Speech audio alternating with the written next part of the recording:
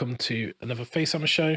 Hello. We're going to cover another White Dwarf update, and this is the Soulblight Gravelords update, which we did speak about before, but we kind of got sidetracked by the Nurgle book and then didn't get around to it. But yeah, I thought I'd cover it now. I know it was out tail end of last year, so it feels like it's in the past, and probably a lot of you have seen it. But if you haven't seen it, I wanted to talk about it purely because in the past, when we talked about Soulblight, I had an idea for a Graveguard army in Legion of Night, and this kind of makes it better. So I wanted to talk about it. So, so the White Dwarf update, you have to excuse the pictures; they're a bit wibbly. So the Soulblight get this update, so they get some change to their allegiance abilities. So they get a. We've done the OBR show, and I just talking about having to spend a relentless discipline to get this. And then stop yourself being able to use other abilities. So they get a battle trait, which is Deadly Coordination. So in the combat phase, after a friendly Soulblight Gravelords hero that is not a monster is fought in that phase for the first time, you can pick one friendly summonable unit that is not yet fought, that is within 3 of the enemy, and wholly within 12 of that friendly Soulblight Gravelords hero. They fight immediately. So it doesn't cost you anything, automatic. So your White King can fight, then you can activate your Graveguard, or you can activate your Vampire, then your Skellies, whatever. So quite nice, you get to double activate. So it's quite nice that it's a non-monstrous hero, so there are some good ones. Like I think Radagar the Beast is a non-monstrous hero, for example. And yeah, it's good, but it particularly becomes really good when you take Legion of Night and you use the command trait on a White King on a horse, Unholy Impetus, which when you kill a model, your units within 12 get +1 attack. So then you can immediately activate them. So rather than having to wait, your Graveguard, which in the battle line, because you've got White King General, can immediately activate with their +1 attack. And if you take Radagar the Beast as well, start the combat phase, you spend a point to get +1 attack. White King activates first, kills one, gets another +1 attack. Activate the Graveguard, 4 attacks a model, damage 2 with great weapons. Pretty amazing. Yeah. Is it only Skelly Bob things that can benefit from that? What, the +1 attack? Yeah. Summonable. Summonable. So okay, cool. Just Graveguard are probably the best fighty summonable unit you've got. Yes. So nice. I think Radagar isn't summonable, it's everything. But the Unholy Impetus, I think, is summonable. Cool. It might be Death Route, I can't remember, but it's something. So I could check it in a minute. In fact, I'll check it now. Because I have my book here. It's just like anything that is for free and isn't restricted is always going to be, more tempting than anything else, because in AOS that means that you're not exchanging it for anything, because it just says you can. So because it's not CP, you're not thinking, oh, do I do this or do I do that? It's, I can do that for free and that can combo with this. So it opens up. Yeah, so Unholy Impetus is actually if any enemy models are slain by attacks by the melee weapon of the general, add +1 to the attacks of melee weapons used by Legion of Night units wholly within 12. So that's everything. Okay. So obviously the coordination is only summonable, but yeah, it could be useful. And I think Radagar the Beast is not a monster. I'm pretty sure. It's been a while since I've looked at Soulblight, so I know people there going, "Oh, you should know all this off the top of your head." But I don't think he is. I don't think he is. Yeah, no, he's not a monster. I just want to double check in case I get something wrong, because it would be one of those things, wasn't it? Call to the hunt. Oh no, mustering how once. Oh no, it's call to the hunt. Add 1 to the attacks of Soulblight Gravelords units wholly within 18 for his ability. So yeah, so it's not summonable for him either. But to use Deadly Coordination, the reason I mentioned summonable is because you need to be that to do that combo. Yes. So, but it does. You could get +1 attack on your Vampire Lords and stuff with Legion of Night, or just have things popping off at different points of the battlefield. Like not getting everything at once for free, but you can have like a little bloom burst here and a little bloom burst there. Yeah. Yeah. Tasty. I mean, it's a small change, but with that Unholy Impetus change, it really does make a big difference if you're running that combo. Then you've got Legion of Blood buffs. So if you've got a Legion of Blood Vampire Lord in your army, decide whether they are martial or arcane. So martial is add 1 attack to their death lance or sword, or add 2 to their blade. So if they're on foot, they get +2. If they're on dragon, they get +1. So again, that's pretty big. +1 attack on your lance. Yeah. And then arcane is add 1 to the first cast, dispel, or unbind in each hero phase for a blood vampire, a Legion of Blood vampire lord that is mounted on a zombie dragon, and add 2 if you're not, basically. So you get +2 to cast, unbind, or dispel, or +1 attack. Like, honestly, very strong. I know the lore of vampires is pretty weak, but getting bonuses to unbind and dispel are massive. Yeah, +2 to unbind. Yeah. That's the most exciting bit of all of that for me. +2 to unbind, right? Yeah, I mean, like, you know, freeze, practically. And the thing is, it's like you can. I'm pretty sure that like your Bloodseeker Palanquin, right? It's not a vampire. It's not a zombie dragon, so you could go arcane on that. So. Oh. It doesn't say on foot. It says mounted on a zombie dragon. Yeah, or not. Okay, yeah, that's cool. Not mounted on a zombie dragon. So yeah, you need to have vampire lord, and not. So let's just double check the vampire keywords, because they can be a little bit. I get confused because there's been like 3 different versions of vampires. So, so obviously Prince Neferata is not a vampire lord, obviously, nor is Manfred, because I just wanted to double check that. I was pretty sure they weren't, but you know, it's always worth having a look. And I've got to work out the really random order in this book. It's towards the mid back. Yeah. So the Bloodseeker is a vampire, but not a vampire lord. Okay. So it's going to be a foot vampire. Still, it's nice to have a. Is a vampire, but not a vampire lord. Okay, so it's nice. I mean, it's nice to have a reason to take the dude on foot. Yeah, I like it. Like in the cities where they encourage you, the general and general's adjutant or whatever they're called, or bodyguard. I liked that. Also, it was a nice touch. I like the one on foot as well, because sometimes you need it for the warlord. So you like a necromancer and him, and then a zombie dragon. That's enough for warlord formation, and then the artifacts are really good. But I mean, to be honest, even just getting +1 is great. You know, like even on your zombie dragon, like I know you get +1 attack, but per hero phase as well, right? Like so for spelling. So like take flaming weapon, get +1 to cast on you. It's probably better than having +1 attack. Yes, agreed. So or having +2 attacks and just having this little baby YOLO, YOLO swag. Yeah, that's a lot of potential damage, isn't it? Yeah, so like quite cool. Then we've got some mount traits. So if you've got a zombie dragon, you can have one of the following mount traits. So Locus of Death. So when you use Deadly Invocation ability, you could pick, if you pick this unit that has the hero to determine the number of units affected, add 1. So you get to add an extra summonable unit to heal.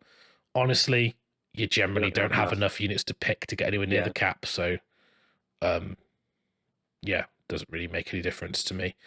Then Fetid Miasma, or Fetid.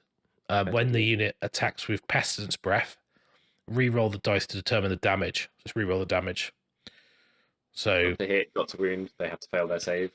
But well, it is, but the thing is, it's like 3s and 2s rend free. So I mean, whether or not you take that over another mount trait, don't know. But depends on your strats, I think. But it's not awful. No, it's not terrible, but I mean, like, I'm not sure you bother with the other one. Again, it feels a bit lackluster. I'm just trying to work out if they've still got the extra rend on the mount traits that they had. D6 re-rolling isn't bad though for damage, you know. No, got to remember where it's hidden, because this book's a bit weird. There towards the front, the zombie dragons. They are before they get into the legions. No. Towards the front of the. No, I'm trying to find the mount traits. Oh, of course. Oh, in fact, do they even have mount traits? Or is that just the Avangori who get the mutations? Yeah, I don't think they even have mount traits. So they're just a bonus. So in which case, Pestilential Breath, Fetid Miasma all the time. Yeah. Um, Wow, look at all those symbols. then we've got Right. some core battalions, like That first one. It's like a lineup. it's the Cursed City box basically. Okay. So if you take Radagar's Court, so it's the Cursed City stuff. You get Magnificent or Expert. No, it is Magnificent. Magnificent, yeah. So you can have an extra enhancement on all your unique characters in that formation that can't take them. I know it's not bad and it's not awfully pointed, but I do feel like maybe they should have given you 2 things for that one because you are. Well, the irony is that all the heroes in that are unique, so they can't have enhancements. So are you sure? Okay. Then you've got the Fellwing Flock, which is 2 units of Vargeist, 2 units of Fellbats, and you get the Swift at the double or forward to victory without spending a point. But I think you can. I don't think you're ever going to run that combo of units. No. Rarely, at any rate. No. Drove. There's some things that you take in armies. Corpse Cart, 2 units of direwolves, 2 units of zombies. Yeah, you probably would take this in a list. And you could have up to 2 corpse carts, and it's once per battle, 1 unit for the all-out attack or unleash hell. Yeah, but are you really going to spend an all-out attack on one of these units? No, I don't particularly care, and especially now, given that Black Knights are such a bargain, I think that's put a bit of a question mark over the doggies. So I don't think you're ever going to run any of those. Agreed. Which is, I mean, almost not worth the paper it's printed May as well read. You could have saved yourself making up all these little symbols because obviously you have to make all these to. An open play at that point, I think. Yeah. Next. So strats. Yeah, so we've got a grand strategy: Lust for Domination. If you control more grave sites than your opponent, it's quite good. I mean, like, because you want to play around the grave site. The only thing about that is you probably don't want your opponent like standing on your grave sites. Yeah, well, I'm not sure if it encourages, like, is that going to make you put them in more conservative places, which might be a bad strategy. I think you always put one in a place that's kind of out the way for summoning, and the fact that if you get a summonable unit back, you could just plop it on there, and then suddenly you're controlling it. And if you're blobbing around the middle of the board and you're winning the game, you're probably going to win that as well. So it's not a bad one, obviously. I think it's okay. Not like resilient battle line heavy. Maybe you lean towards that or something. I don't know. I think it's one of those ones that you could almost play for towards the end of the game. With a specific type of army. Because they may not think about it, until it gets to like turn 4, and then you're like, I can. I guess that's a hidden bonus, isn't it? If you choose an unconventional one, then people are less practiced at having to deal with it. So that's kind of a bonus in of itself. Then we've got, and actually, what's quite nice about that, if you lose a unit and bring it back, they don't count for like keep your battle line alive. No, that's correct. They would count for this because it's just controlling. It's just control of objective. Yeah, so it's okay. Then we've got the battle tactics. You've got Terror of the Undead. So pick one friendly summonable unit as one free from all enemy units. Complete this battle tactics so that friendly unit is destroyed. So, bit of a weird one, but you could suicide in your unit into something. You're gonna really accurately know whether that unit's likely to die. So you're not gonna pick this one unless it's a cert. Yeah. So even if it doesn't come up often, when it does, that's a pretty controllable thing. Because they can't not attack you, right? So you just go, right, I'm going to charge my Fellbats into your unit of Sentinels that are going to unleash hell and fight me. And sometimes you might just have a dog that's going to do nothing for the rest of the game. At least it can do something now. I quite like that. I think that's kind of it's a bit more cute than it looks. Yeah, and also you can decide not to put models back in that unit. You don't have to heal it and stuff. So you can. I'm going to play that strategy. So I'm going to leave my one direwolf, and it's going to go and yelp onto Archeon's heels or whatever you're going to do with it. So, Lust for Battle. You complete this battle. Actually, you could be really cheeky with that. You could even do it with Damn Terrain, because you could basically kill yourself on the terrain, take the wounds from Yeah, plus on the because hit, you pick it. Yeah. or deadly, or you could also do it with an endless spell, I guess. Yeah. Like you could put your burning head Yeah, over that's fair. yourself and stuff like There's that. a lot So, more ways to definitely get that sooner, Mm. isn't there? You just like tick, done. yeah, and like if you had a unit of like 10 direwolves that was down to one model and you kill it, Well, quite then you've often got a you'll have chance to get it something. back at the end of the turn. Yeah, So quite often you'll have something with your home objective where maybe you've got a character there, Necromancer or something like that, and it's just kind of this useless blob that maybe is protected. Cool. I wonder if there's other ways to hurt yourself. Like maybe there's ways to sacrifice. I can't remember. I don't think there is, but be interesting.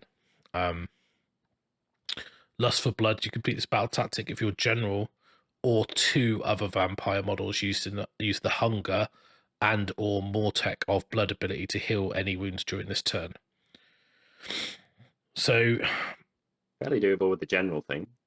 Yeah, I mean, if you know you're going to kill something and you're already hurt, then if you're attacking infantry, yeah, I mean, like you have to. It's not wounds dealt; it's models killed, isn't it? So you have to. I think it's. Let me double check it. I think you have to kill to trigger. You have to. I think you have to kill a model. Yeah. Let me just double check it. People often make a mistake with this one. Changes because I know some are wound and some are kill, and I can't remember which way around it is. More talk of blood. So yeah, if enemy models were slain by wounds inflicted by this model's attacks, so like put a couple of attacks on some crap if you're fighting some crap and a hero. Easily done though. Yeah. I mean, I like Nefrata or Manfred, easy to do that. That's applicable for most armies, or you know, the majority of armies. Just kill a model with your biggest character. Like, yep. It does actually say there. You have to heal as well. So you have to have taken a wound. Remember, guys. So. Yeah. Damn terrain. Yeah. Put that burning head for yourself. You know. Exactly. Unstoppable armies. You can pick this battle tactic if during this turn you roll a 5 up when determining if you can replace or destroy a unit from your army using the Endless Legion battle trait. No. I don't fully understand. Is that so like, are you just at the end of the turn?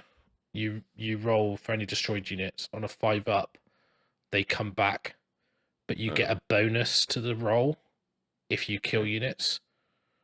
So it's got a plus. I forgot. That used to 5 pluses being a thing. Yeah. So basically, yeah, but you get a bonus as in like if you when you kill an enemy unit, it becomes a 4. It comes still on a 5 up, but you get +1, +2, or +3. So if you roll a 3 and you're at +2, you'd be on a 5, which therefore you'd get the trait. Kind of interesting. That's not left in the game anymore, is it? Well, no, there's lots of stuff that says roll a 5+ or a 3+. No, so. But modified stops being a thing on a lot. It doesn't say unmodified. Yeah. So but it's the whole point of that mechanic is it is a modifier. It's modifiable. So yeah. Because it says that where are we at to? What's it? It's the Endless Legion, isn't it? Endless Legion's battle trait. So so you roll a dice on a 5+, pick one friendly summonable unit's been destroyed. Roll a dice, adding the number of destroyed enemy units to the roll. Yeah, so okay. So if you've got a bloody turn coming up, then you can make that more likely. Yeah, if you're going to play aggressive and you know you're going to wipe out 3 or 4 things, then you're pretty much guaranteed that. Yeah. Let's have an option. Yeah, it's still probably never going to see play, but none of them are useless. You know what I mean? And none of them are like, you never use it. Because sometimes battle tactics, sometimes the missions don't even have objectives on the table, and you're like, I can't. There's nothing for me to score it on, or I can't do that one. So it depends on the mission. But some missions, it's quite hard to do them, and you're like, well, actually, this is a possibility, even if it's not guaranteed. Yeah. So it could help. But yeah, like I don't think it's terrible. So like, you know, all fairly good. Like the Legion of Blood buffs I like because we're basically getting a little boost to probably the weakest one that nobody was talking about writing lists for. And then with the Black Knight changes as well and their battle line in Legion of Blood, so I think it becomes a lot more this feels like a nice level for if they're going to do. Like, I'm not a huge fan of White Dwarf updates. No, I'm not. It feels a bit weird, and confusing, and then someone asks, why is your army changed, and point them towards something that you could buy 1 month. But this feels like a justification for them being a thing, because an army's got reinvigorated, especially in line with the points changes and stuff like that, and then it's got a little lease of new life. So yeah, I like it. Yep. I mean, it's all good stuff. The book was in a good place anyway. Yeah, solid book. It's just added more good stuff.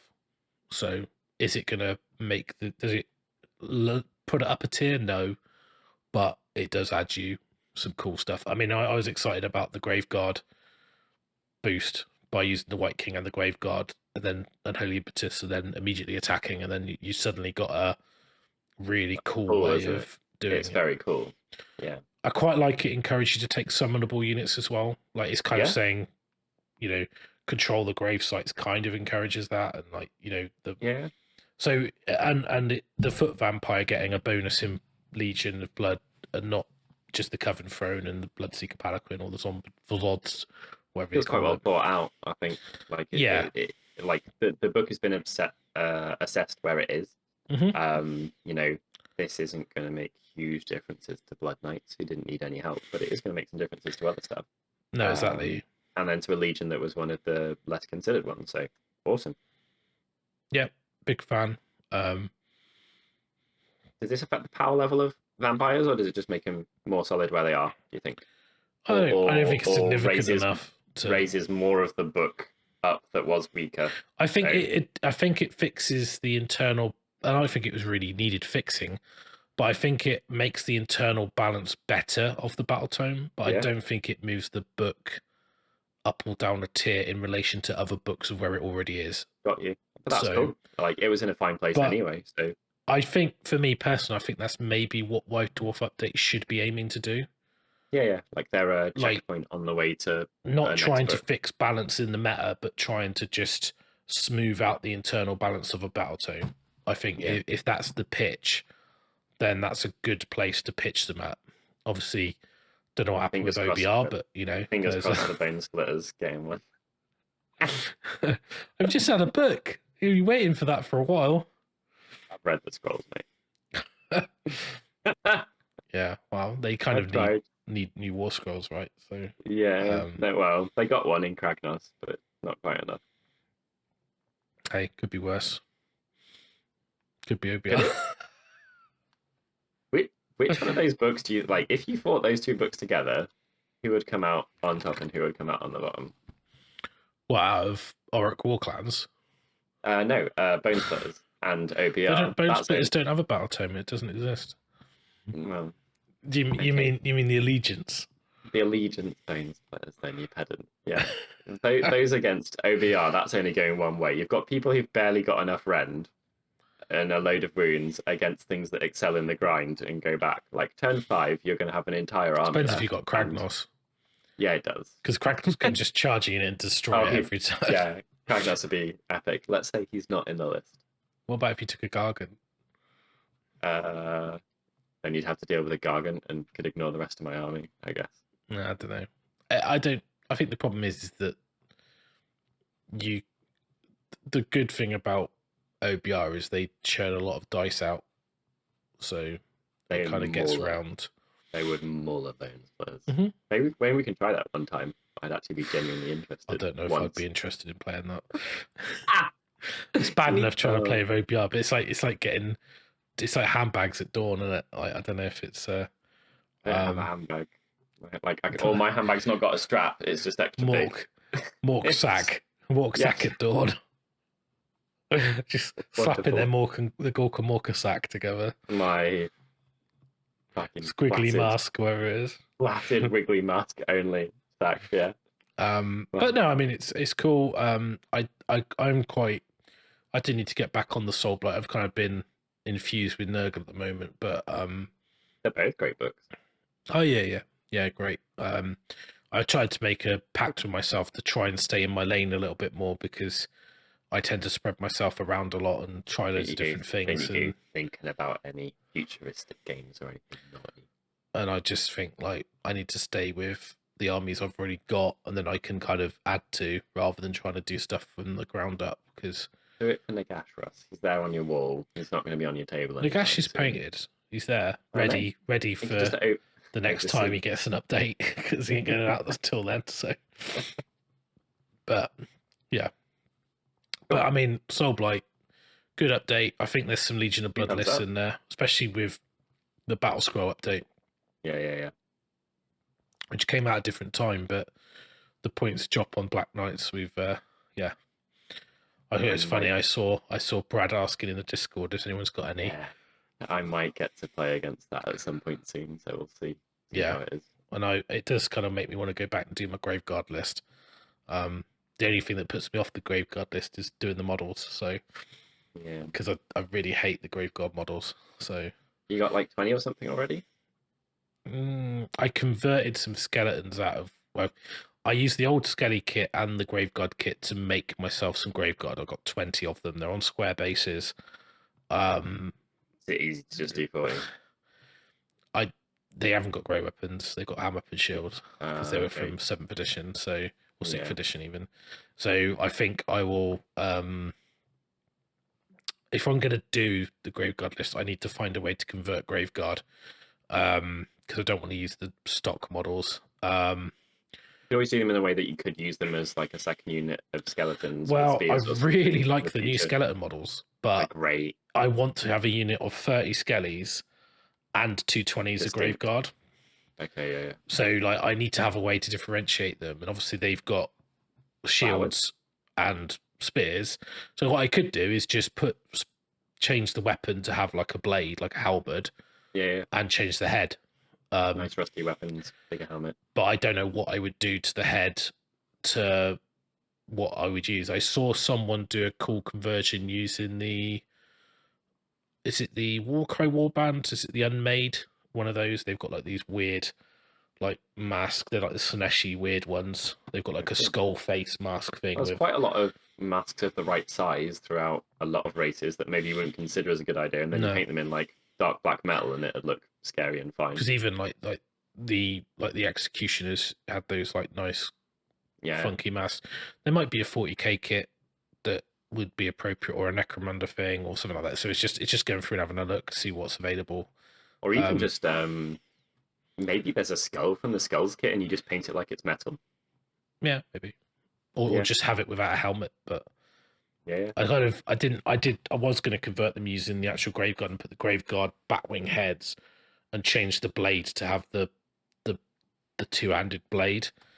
But I just started and I looked at it, just doesn't look good. And it's a lot faffy. Of work times 40. Yeah. Well, that's the problem when you're doing 40 of them. It's not exactly very different to 10. Yeah. It's like it's not a quick thing. And then when you actually, if you make them out of the Warcry Warband, you start pricing up and going, "Oh, that's an expensive army." Yeah. And then, although I remember when Graveguard were 12 quid for 10, and now they're like 25 pounds for 10. A little while back, Yeah. I remember the first time that the great swords come out at £25 for 10, and everyone called them the gold swords. So that's going back in the day. But anyway, that's the Soulblight update. Let us know if you've got any ideas for lists below. Absolutely. If you've got any good Graveguard conversion ideas, please put them below. I will steal it. I will credit you if I do it. But yeah, let me know if you can think of anything. Also got objective markers back in stock and shipping, so let us know below. Don't let us know. Just follow the link if you like them for your 40 converted or otherwise graveyard. Yeah, quite useful. You can. I think I've got a picture here of them in use from my practice game earlier with my friend James, so you can see them on the table there. So they're kind of clear plastic rings that mark out the space to capture, and it's very clear what's in, what's not. And what I like about ours is because they're a nice blue ring, they stand out, but if you're looking at a table, they don't overpower the view of the battlefield. So also the paint's painted reverse on the right side, so they're unscrapable from the top down and stuff like that. They're slightly grippy. A load of little tweaks to just make them a bit more practical on the tabletop. So just £20, shipping worldwide. Click the link below, support us.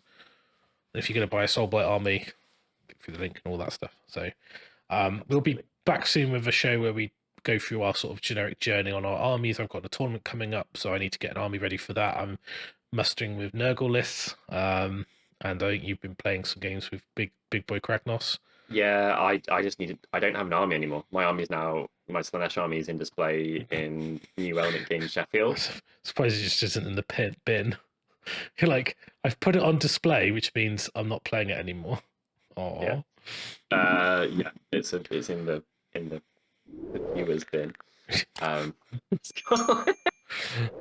So yeah, I'm gonna play with some chunkier boys for a bit, but I have to build and I have to purchase some of that army, but I've got to build and paint it as well. So yeah, Kragnos has been started, and he's a third of an army, so that's really helpful. Awesome. All right, guys. Thanks for watching, and we're back soon with a proper show. Thanks. Catch you in a bit. Bye. Bye.